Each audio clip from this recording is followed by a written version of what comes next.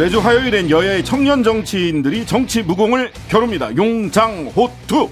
용장호투의 용해인 기본소득당 상임대표 나오셨습니다. 안녕하세요. 네, 안녕하세요. 용해인입니다. 장을 맡고 있는 장해찬 국민의힘 청년 최고위원 나오셨습니다. 안녕하세요. 네, 안녕하세요. 장해찬입니다. 네. 자, 각각 주제를 갖고 오셨는데 먼저 잠시 전에 속보 6시 직전에 속보가 방송 시작하기 직전에 속보가 나왔어요. 대통령께서 한상혁 방통위원장 인사혁신처에서 면직 요청을 한 것을 제가 했다. 소식이 나왔는데 용 의원께서는 방통위원장 면직 시도가 아니라 면직이 됐네요. 언론 탄압이자 민주주의 포기다 이렇게 강하게 비판하셨습니다. 그 이유는 뭘까요? 네, 오늘 면직을 하지 않기를 바라는 마음으로 이런 비판을 했는데 결국 오늘 이제 일과 시간이 끝나기 전에 면직을 하셨습니다. 이게 이제 자기 입만 맞춰서 사실 법률을 형해화해서는 안 되는데 사실상 검찰의 기소만으로 면직을 시킨다라는 것 같아요.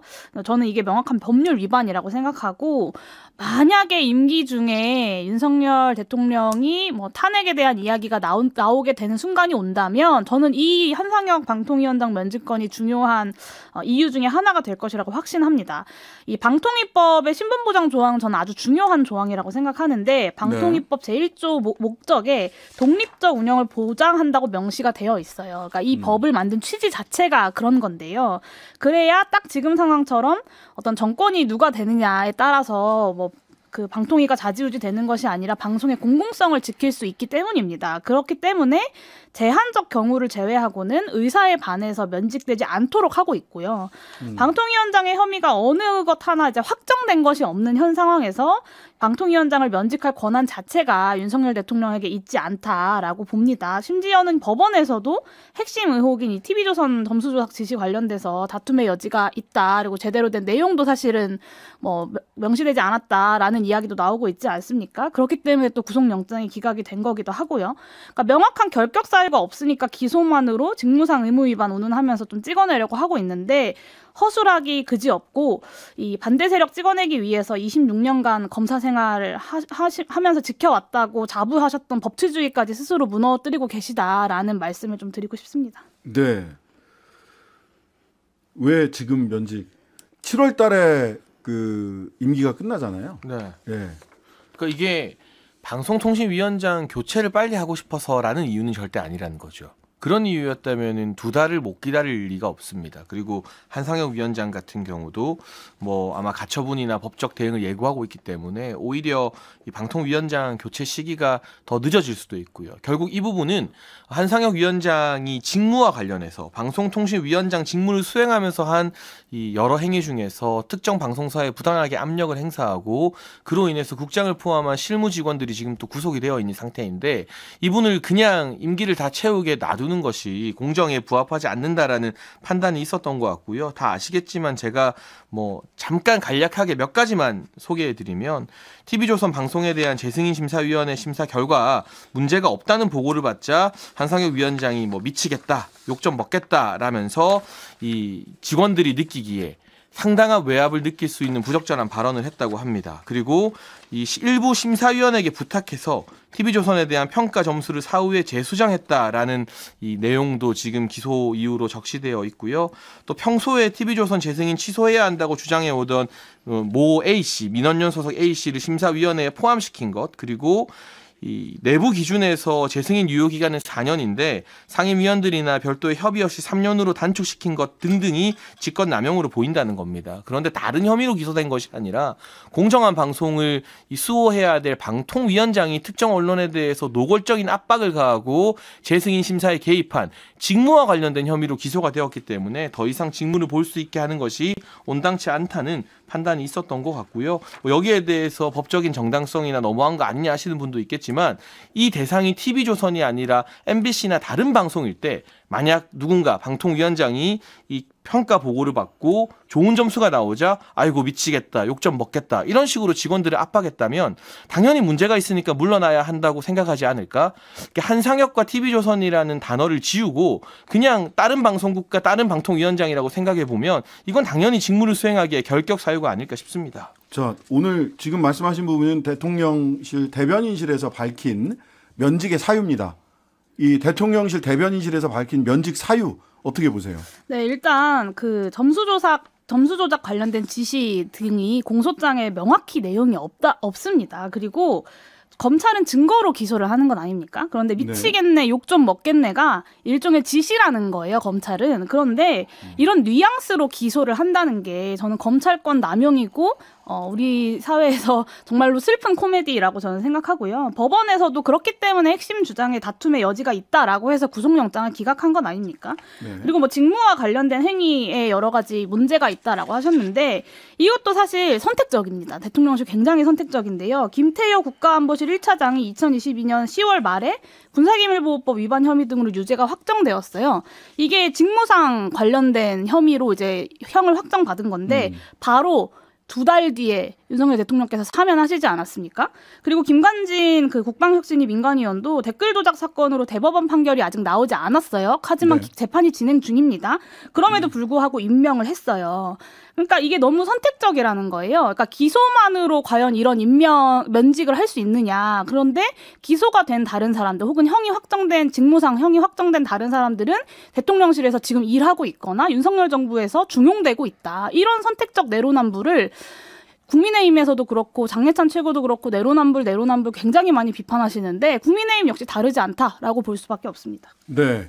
자, 뿐만 아니라 오늘은 한상혁 방통위원장 면직뿐만 아니라 MBC 로비도 오늘 11시 50분 12시경부터 엄청 시끄러웠습니다. 예. 한동훈 장관 개인정보 유출 의혹으로 MBC 기자의 주거지와 국회 사무처 압수수색했고 MBC 사옥에 대한 압수수색 시도가 있었습니다. 이 부분 어떻게 보셨습니까? 네, 아까 이제 방통위원장 한상혁 위원장과 TV조선을 지우고 보면이라고 얘기를 하셨는데, 네. 그러니까 한동훈 장관과 MBC를 지우고 보면 이게 말이 되는 일입니까? 이렇게까지 하겠습니까? 그러니까 그리고 오늘 이제 MBC의 뉴스룸을 이제 압수수색하겠다고 경찰이 들이닥쳤는데 사실 대통령실 출입 기자의 근무지가 어딥니까? 대통령실이에요. 그러면 대통령실을 차라리 압수수색해야 되는 거 아닌가요? 그러니까 이 개인 노트북으로 업무하는 거 모르지 않을 겁니다. 그리고 검찰의 주장마저도 사실 이제 메신저 프로그램으로 전달을 했다는 건데 기자 개인의 어떤 인사청문 자료나 그 개인 정보 유출 혐의를 밝히는데 뉴스룸까지 뒤질 이유는 없습니다. 그러니까 이 무차별적인 압수수색은 보복 수사라는 인상을 지우기가 힘들고요. 이 절제된 검찰권 행사라는 말도 사실은 허울 좋은 옛말이 되어버렸다라고 생각합니다. 자, 그 방송법이 남아 있어요. 오늘 내일인가요? 그 장제원 의원으로 과방위 위원장도 이제 정청래 의원에서 네, 장제원 의원으로 교체가 되죠. 그러면 이게 이제 본회의로 지금 직회부 돼 있죠. 방송법도. 네, 직회부로 되어 있는데 아직 표결은 하지 않았습니다. 네, 직회부 돼 있고 표결 일정이 잡혀 있지는 않는데 여당은 이 방송법 관련해서 이거 안 된다. 이렇게 지금 판단하고 있는 거죠? 네, 이미 수차례 여당의 공식 입장이 나가서요. 예, 이게 어떻게 대응하실지. 사실 이 방송법 관련해서는 역사가 굉장히 길고 저도 제가 라디오 토론 데뷔를 이 방송법 주제로 했었거든요. 2015년, 16년도에. 네. 그러니까 민주당이 야당일 때 먼저 주당하다가 여당이 되고 나니까 문재인 전 대통령이 2017년 국무회의에서 이거 섣부르다고 뒤엎어버렸습니다. 그리고 본인들이 주장했던 방송법을 완전히 통과시키지 않고 본인들이 정권 잡고 있을 때는 마음대로 이 다수당의 이점을 사용해서 방송통신위원회나 박문진 임명 다 편하게 했죠. 그리고 이제 정권을 뺏기니까 관련된 이 직능 당체들에게 이 방통위나 뭐 방송국 사장 추천권을 대폭 늘려주겠다라고 이제 와서 또 다른 법안을 들고 나온 건데 여기에 대해서 국민의힘은 받아들일 수 없다라는 입장을 분명히 명백하게 가지고 있고요. 아까 MBC 압수수색과 관련해서도 저는 이게 좀 권한 유착이 의심되는 심각한 사안이라고 생각을 합니다. 압수수색 자체만을 볼 것이 아니라 한동훈 장관의 주민등록번호 뒷자리가 포함된 이 내밀한 신상정보, 개인정보가 어떻게 유출되었느냐. 이게 결국 장관 청문회 할 때 법사위 위원들에게 제공되었던 자료거든요. 아마도 민주당 법사위 국회의원들이 이 MBC의 임모 기자에게 전달을 했고 또 이렇게 전달 과정에서 강서 지역구의 민주당 유력 인사 서모 씨에게 전달된 게 강서구 구의원 이제 김민석 의원에게까지 유통되다가 고발이 들어가면서 수사가 된 거잖아요. 물론 법사위원회에서 MBC 임모 기자 사이에 또 다른 연결고리가 있는지 없는지는 수사를 통해서 밝혀봐야겠지만 국회 법사위원과 기자 사이에 이 서로 간의 취재는 가능하겠습니다만 청문회 위원들만 보라고 알려준 신상정보, 개인정보까지 다 고스란히 전해지고 하는 정도의 끈끈한 유착관계라면 이거야말로 민주당이 지난 정부 내내 비판했던 검언 이 유착보다 훨씬 더 심각한 수준의 권언 유착이다라는 생각이 들어서요. 이건 뭐 압수수색이 과하다 아니다 이전에 이 제대로 된 언론관을 위해서도 사실관계를 바로 잡아야 되고, 만약 민주당 법사위원이 임모 기자에게 전달해 준 게 아니라면 이 임모 기자나 민주당 법사위원들의 명예회복을 위해서라도 진상규명을 해야 됩니다. 지금 상황에서는 그렇게 바로 넘어갔구나라고 의심을 할 수밖에 없는 사안이고, 또 언론사 압수수색은 2017년 12월에 MBC에서 문재인 정부 검찰이 과거 이제 보수 정권 때 임명된 사장단 적폐 수사한다고 할 때는 MBC 언론노조가 사장실이라든가 기자실 다 안내해주면서 열어줬다고 합니다. 그러니까 어떤 정부의 검찰이 오면 다 열어주고 어떤 정부의 경찰이 오면 피켓 들고 막아서고, 저는 이게 그렇게 일관성 있는 모습으로 보이진 않습니다. 자, MBC 사옥에 대한 압수수색, 그다음에 YTN 지분 매각, KBS 수신료 분리 징수 등 대통령 취임에 언론과 관련된 뭐 여러 가지 상징적 사건들이 많이 일어났습니다. 그 네. MBC 압수수색을 포함하여 그 이번 윤석열 정부의 언론관, 특히 공영방송에 대한 그 관점으로 평가를 좀 해주시죠. 네, 일단 MBC 압수수색 관련돼서 이번에 그 장례찬 최고가 이야기한 임모 기자가요, 바이든 날리면 사건을 보도했던 바로 그 기자입니다. 그 기자의 그 기자를 이 사건으로 경찰에 고발한 사람이요, 그 국민의힘으로 강서 구의원에 당선됐었고 사회복무요원 논란, 이제 황제 복무 논란이 되면서 탈당을 했던 무소속 김민석 강서구 의원이 경찰에 고발을 한 겁니다. 이 모든 것들이 사실은 이제 그 MBC에 대한 그 광범위한 압수수색, 무리한 보복 수사까지 이어져 오고 있다는 점을 좀 말씀드리고요. 그리고 방송법 관련돼서는 민주당이 야당일 때 주장하다가 여당 돼서 열심히 안 했다. 저도 굉장히 문제라고 생각합니다. 네. 그렇다고 해서 이 법안을 지금 하지 말아야 된다라는 근거가 될 수는 없다는 생각을 하고요. 윤석열 정부의 언론관 관련돼서 뭐 국내의 여러 입장들을 말씀드리면 편향적이라고 또 말씀하실 테니까 제가 해외에서의 어떤 중립적인 네. 평가들을 좀 알려드릴게요. 그러니까 국경 없는 기자회에서 2023년에 발표한 세계 언론 자유 지수가 4계단 떨어졌습니다. 47위를 기록했고요. 영국 옥스퍼드 대학교 부설 로이터 저널리즘 연구소가 언론진흥재단이랑 같이 조사한 뉴스 신뢰도가 46개 중 40위. 이 중 최악의 신뢰도 1위가 바로 TV조선입니다. 그리고 미국 국무부 인권보고서에서 그 표현의 자유 침해 사례로 그 MBC 바이든 날리면 사태를 들기도 했죠. 그러니까 저는 이 국경 없는 기자회, 그리고 로이터 저널리즘 연구소, 미국 국무부, 이 사람들도 야당 인사고 시민사회의 자편향이고 네. 가짜뉴스라고 말할 수 있는지 묻고 싶고요.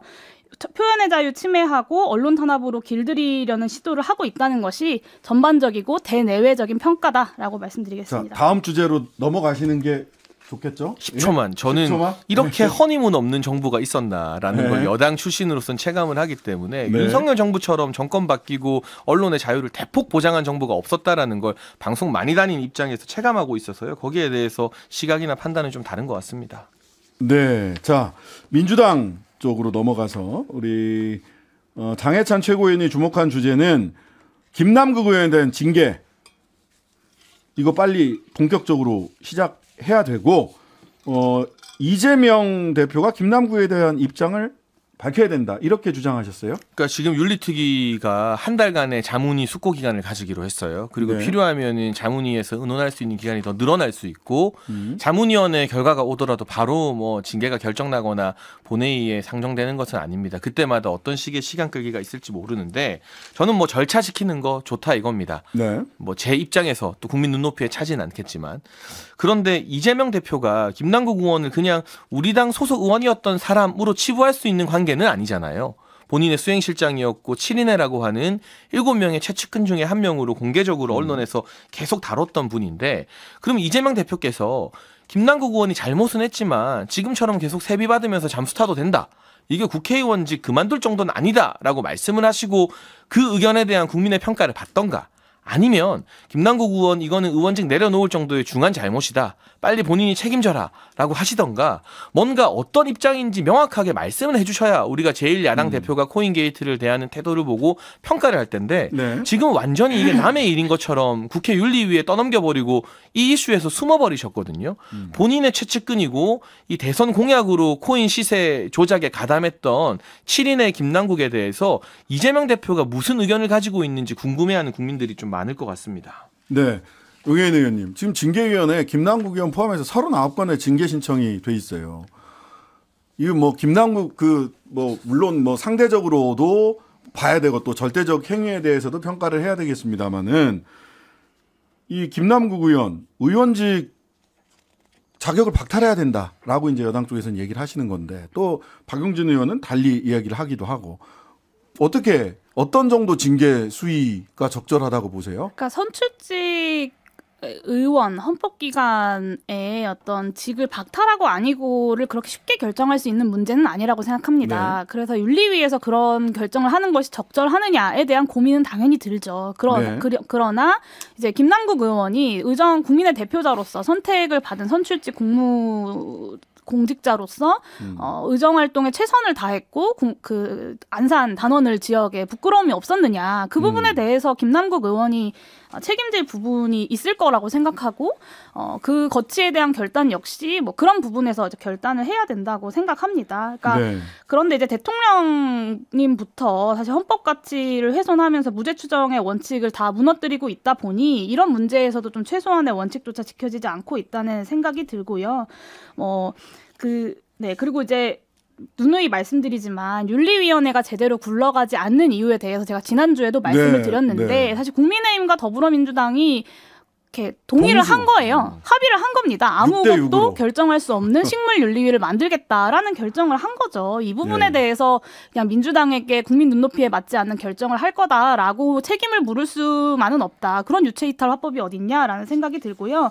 저는 이 김남국 의원의 하나만 징계한다고 국민적 분노가 해소되지는 않는다고 생각합니다. 그래서 이 국회와 정치에 대한 국민의 실망감과 의구심을 좀 근본적으로 해소하기 위한 방안을 우리가 함께 좀 머리를 맞대서 해야 되지 않을까 싶고 제가 권익위 전수조사 이제 이야기 계속해서 했었는데 아직까지 좀 근데 이제 좀 진전이 없죠. 국민의힘이나 민주당에서 좀 뜨뜻미지근하게 2주 전인가요? 2주 전인가 장해찬 최고도 이제 전수조사 동의한다라고 이야기를 하셨었는데 사실 아직도 좀 진행이 되고 있지 않은 점이 있고요.